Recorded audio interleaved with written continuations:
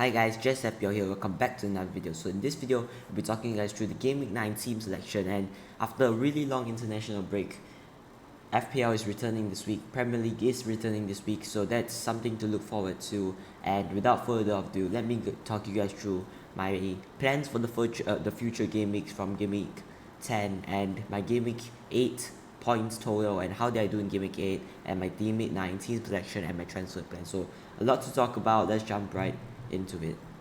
So this is the team that it was looking for game week 8. I scored a total of 63 points, which I would take, and I did get a green arrow, so really happy with what I managed to get, a green arrow and also activating my wildcard. I will say a pretty successful wildcard so far, because of course the wildcard is a long-term chip. It's not something that we look forward for 1 week. We are planning for the future game weeks and hopefully till the World Cup. So this is the team, and there were some great picks and some bad picks. So let's start off in the defense and in goal. So Nick Pope, Newcastle, conceding to Bournemouth, you could say it was a really good performance for Newcastle. They dominated the game, controlled the game, but unfortunately did manage to concede a goal. So didn't get the clean sheet for Pope, and he was making quite a few saves, but nothing too special. So he didn't get bonus and got the 2 points, and I will take that. Of course, Pope, Newcastle, I'm expecting more from him and hopefully get more points in the future. Trippier here getting that assist, and when I saw the Newcastle game, I caught up on the highlights. I was like, I saw Trippier got 5 points and didn't see Newcastle get the clean sheet, and now of course Trippier is fairly advanced and he did manage to get the penalty, won the penalty for Isak's goal, which was you would love to see those kind of things. And Trippier and Isak were they were trying to decide who to take the penalty, but Isak went up, took the ball and took the penalty, and it was quite a good thing for me, because of course Isak, if Trippier would have taken the penalty, he would have gotten the goal points and couldn't get the assist points, and also he was highly owned. So Isak got the goal, and that was good because he was a slight differential for me on the wild card.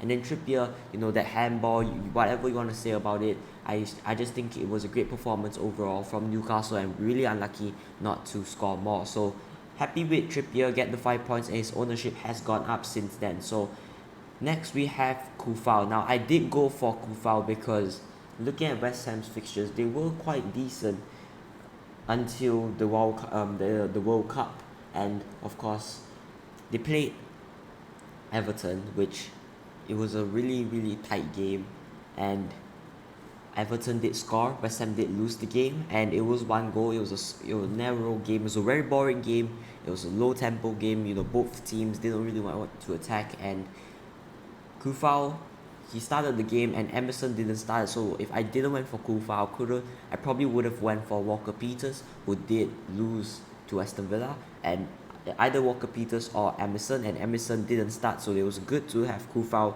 in the team. And unfortunately West Ham again didn't get the clean sheet, but I would like to, he did play the full 90 minutes, which was quite positive for me, because if West Ham is playing the fullback systems, I just think putting someone else there could be more efficient than Kufau. But still, he managed to get the 2 points and hopefully get the clean sheet next time. Of course, West Ham, we don't know what West Ham we are going to see this season. They are at the bottom of the league, and we could see improvements or we could see poor results coming up, but still, I still have trust in the West Ham defense. And next we have Cancelo, 9 points, brilliant performance from Man City, 3-0 against Wolves. And I think, of course, it wasn't the best game for Man City, and when Wolves got the red card, for me, that was the turning point of the game. That was when Man City got control and they were more comfortable after that red card. They scored 2 after then, and it was a great performance from Man City, getting the clean sheet. And Cancelo again, 3 bonus points. He's a bonus point magnet, as I said, and some people on the Game Week 9 wildcard would consider not going for Cancelo, but I still think he's a brilliant option, and at his price point, it's just a nil City option defense. and it's just a simple way to get into that City's defense. So Cancelo 9 points, really happy with what he managed to get. And moving on to the midfield, 10 points for Kevin De Bruyne, a brilliant performance from Man City, and Kevin De Bruyne getting 2 assists, 6 points and 1 bonus points. He did get taken off in the 71st minute, which I am completely okay with. I truly understand because the City were winning and they would want to rotate. They would want to get some players on the pitch to get them some minutes. So, still great performance. He put in a low-driven cross to Haaland, and I believe Phil Foden got the end. Jack Grealish got to the end of it. So Kevin De Bruyne, he's doing Kevin De Bruyne's things. And early on in the game, I think the first few minutes, City already got the lead and Kevin De Bruyne got the assist. So it just shows that City are capable of beating these teams easily, and especially away from home. And really happy with Kevin De Bruyne with his 10 points. And next we do have James Madison. Now, a really high scoring game for Spurs and Leicester. 8 goals in the game, and Madison did come out with something. He got a goal and 90 minutes. So 7 points. Really happy with what he managed to get. And look, Leicester are going to a brilliant run of fixtures currently, and we could see the form change for Leicester, and they are sitting rock bottom. They are sitting 20th in the league, so we could see some improvements from Leicester, or we could see a manager change for Leicester as well. But still, James Madison, he's the talisman for the team. He's the main man in their attack, and I still think he will get chances going forward, and he put out a brilliant performance in the game. He fully deserved the goal, and hopefully get more from James Madison. And next we have Jarrod Bowen. Now Bowen and Kufau, they played in the West Ham against Everton game. As I said, Bowen did look quite good in the game. He was pretty advanced, getting chances, creating chances, and it was unlucky for West Ham not to score in that game. So still happy with what he has. He still has one game week to show me what he's capable of, because I am looking at Wilfred Zaha from game week 11 onwards, where they have that great turning run of fixtures. So one more game week for Jarrod Bowen to prove, and hopefully he can prove something good. And next we have Liam Bailey, 3 points. He did start the game, and I could say, Aston Villa, they got the win against Southampton. It was a 1-0 win, and Liam Bailey, we were all expecting him to start in that game, especially with Ollie Watkins rumours and all that. But still, Aston Villa, they got their win, and we could see a change of form in Aston Villa. Now, against Southampton, Liam Bailey, he did, I could say, quite a poor performance from him. Nothing much, nothing special, and he did also get taken off in the 66th minute. Now, we could see him getting dropped in the upcoming weeks, but still, I do have trust in him. And let's talk about the transfer plans later. Now, moving on to the forwards, Haaland. Look, that's why he's capable of getting a goal. And if you captain Harry Kane this week as well, congrats to you. Even Heung-min Son, he did manage to get a big points, but still, Erling Haaland, he got his goal, and really happy with what he managed to get. It just shows he's very consistent in the past few weeks. He's returned in every single game this season. That is mental, 3 double digits, and it just shows Erling Haaland what a great player he is. And then Isak, it was a differential going to this game, and I was really happy with what he managed to produce. Now, it wasn't the best game for Isak. He wasn't getting much chances, but he still managed to come out with the goal, the penalty. It just shows that he is on penalties, and that could be a big factor for a player like him. And lastly, Mitrovic. Look, Mitrovic, Fulham, they did win Nottingham Forest, and when you saw that Fulham scoring 3 goals in that game, you fully expect Mitrovic to get at least something, but he came out with nothing, with a blank, which was kind of disappointing. And it was a decent performance from Mitrovic, nothing special. And he will have his blanks, he will have his ups. His data still look really good, and I still have trust in him. Moving on to the bench here, Iverson, he didn't play, and then Andreas Pereira, 1 pointer. He did pull off a quite decent performance as well. He did get the yellow card, that's why he's not on 2 points. And Gw9 and James did blank and didn't play this week. So let's move on to my game week 9 team selection. So this is the game week 9 team, and sitting on the rank around the 200k mark. Really happy so far, and we are making progress. It was a great green arrow, and hopefully another one this week. So this week, Let's start off in goal with Nick Pope. Now, they play Fulham at home. Fulham, they are a great attacking side. I expect Fulham to score in this game. I wouldn't be surprised if Pope didn't get the clean sheet, but still, that Pope, he can get you those save points. He's a great keeper on the pitch, and we saw it during his time at Burnley. He is able to get those save points, and playing in the Newcastle side, we don't know what to expect. They are a great defense, a solid defense. We could see a clean sheet here as from Fulham, but Fulham, they just look such great form. But of course, not only that, we are hoping for potential save points from Pope, and if he's getting some save points, he could be up for bonus points. If he gets his one clean sheet away, a couple of save points, he could get that bonus points as well. So it's not like 100% that Fulham will score. It's really high possibility that Fulham will score, and if Fulham do score, I just still think Pope is a great option for his price point. He'll get you those saves, and at home especially, we don't know what to expect. Anything can happen in football, but still, Newcastle, I still believe that they will be that dominant team on the ball, and they will have most of the possession, but it's just that Fulham, they will be playing counter-attacking football, and I just still think Newcastle have a really good chance of keeping a clean sheet in this game.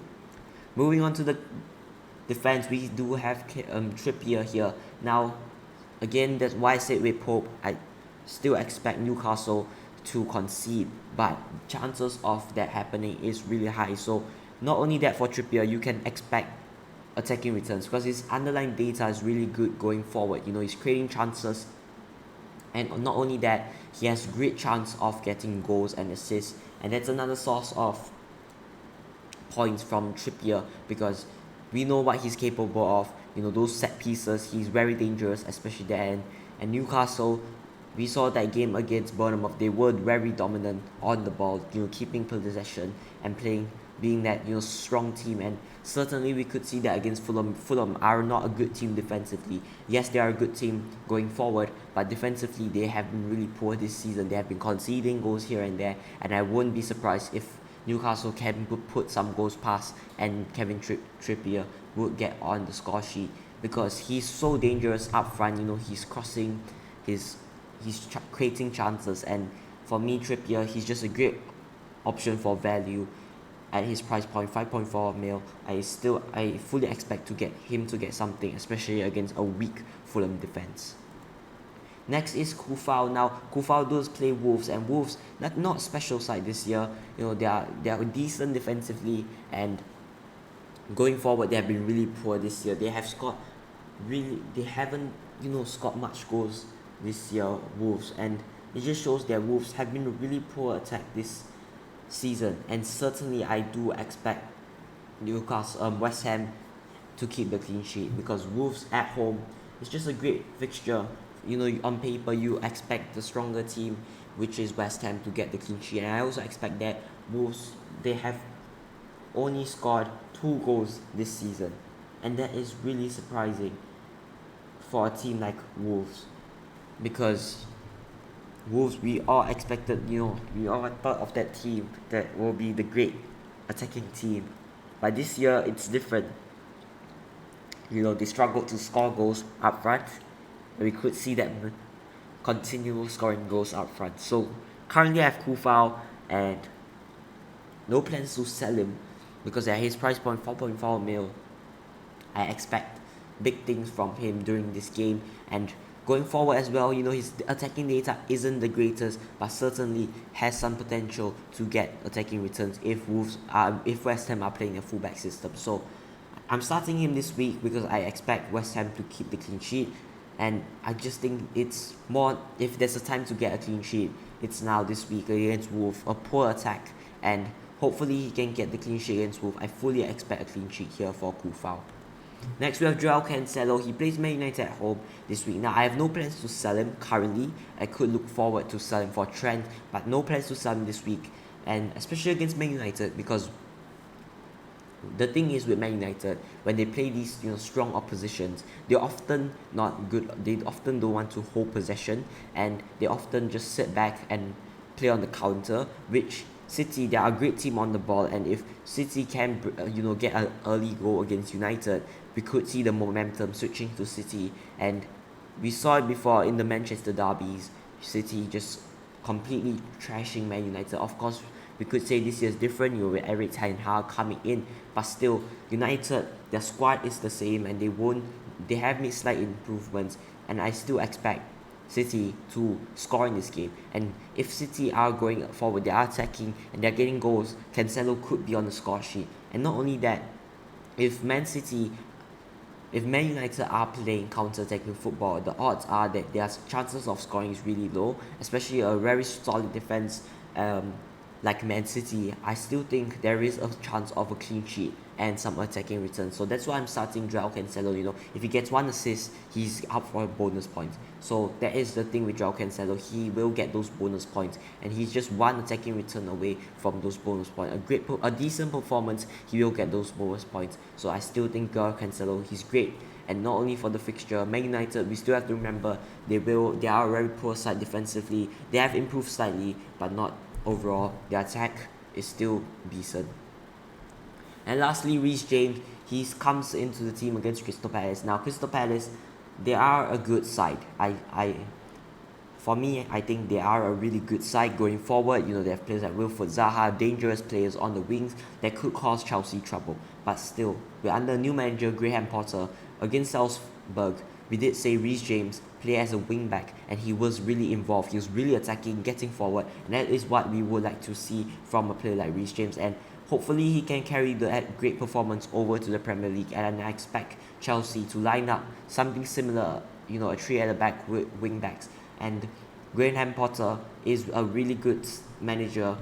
He's really known for wing backs, attacking wing backs, and he would want his wing backs going up, and we did see that in the Champions League game for Chelsea. So hopefully Reece James can get something against this Crystal Palace side. Crystal Palace, they are a strong defense, and especially at home, we could see a very tough game for Chelsea. But still, I do believe in Chelsea getting that clean sheet. And often when Crystal Palace are playing these big teams, they often switch to a back five. So we could see that, and that means attackingly going forward, they won't be that much dangerous. Especially, Chelsea, whatever you want to say, I still think they are a top 6 defense. You could say a top 4 defense this season, and they have improved under Graham Potter for what I'm seeing. And I still think James, he's great for his price point, and he's a great and dangerous player for his price point. I still think he offers great value around his price point, especially at 6 mil. Moving on to the midfield, we do have Kevin De Bruyne against Man United. As I said, City, they are the best defense attack in the league. They will score goals going forward, and they will score a lot of goals. And look, against these tough oppositions, we often see either a high scoring game or a low scoring game. And if it's a high scoring game, we could see Kevin De Bruyne getting on the score sheet. And I do fully expect him to start this game, especially if it's a tough fixture, unless it's tactical reasons that Pep decides to bench De Bruyne. But still, I still expect De Bruyne to start this game. And especially United, look, they are like the best defense. They have improved slightly, but they are still a mid-table defense. They are not a super solid defense, and I still think Man City will break down this United side easily.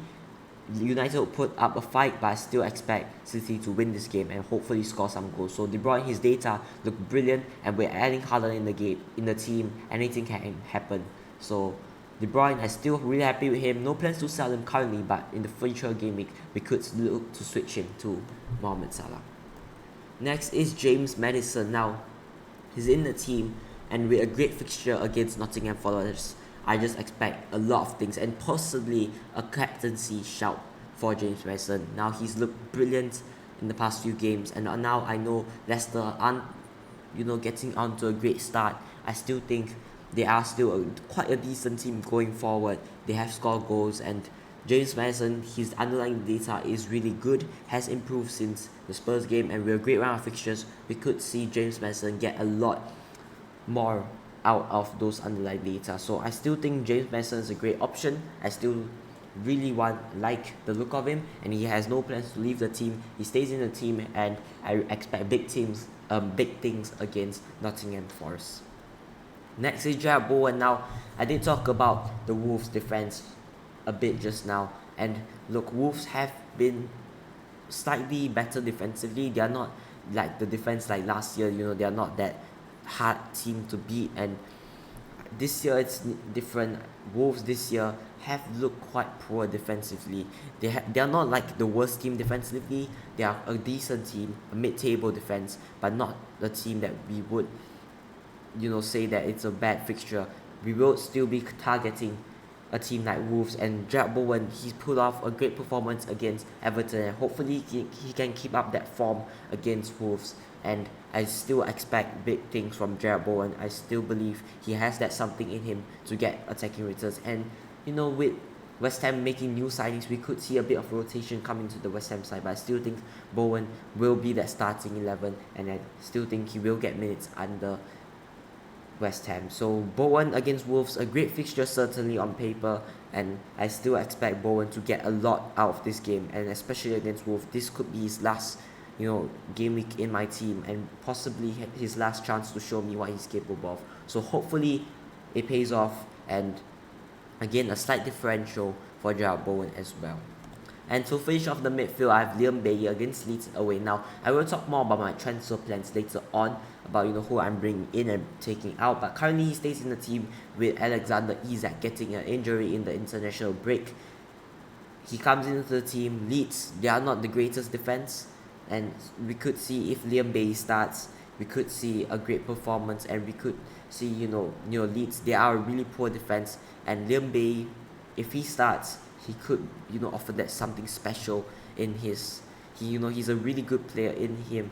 We know that, and it has been proved in the last few seasons in the Bundesliga and all, but still he hasn't managed to live up to expectations in the Premier League, and I fully understand, but still underlying data is quite decent for 4.7 mil midfielder, and against Leeds I do expect something. Leeds, they are a good attack, but defensively they are not as solid as their attack, so certainly something up for grab. But the thing is with Liam Bailey is his place in the team. We don't know if he will stay in the team. It could change for Steven Gerrard. We could see changes made, and certainly with a poor performance against Southampton, we could see something change. Moving on to the forwards, Erling Haaland. Look, he's just a beast. I think he is the must-own player. He's the highest owned player currently in the game, and that's not a surprise. He's looked really well this season, and in the Man City team he will be deadly.